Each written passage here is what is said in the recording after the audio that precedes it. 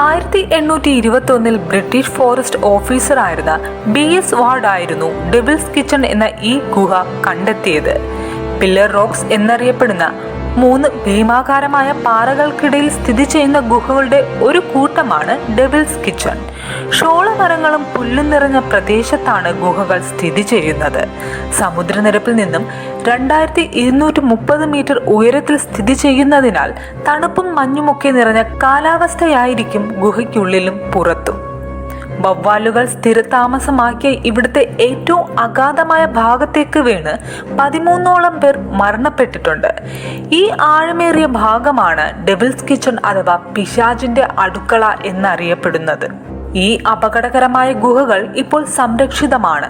കൂടാതെ വിനോദസഞ്ചാരികൾക്ക് ഗുഹാ സംവിധാനത്തിന്റെ ഭാഗങ്ങൾ ദൂരെ നിന്ന് കാണാൻ കഴിയും. പ്രധാന കവാടത്തിൽ നിന്ന് ഏകദേശം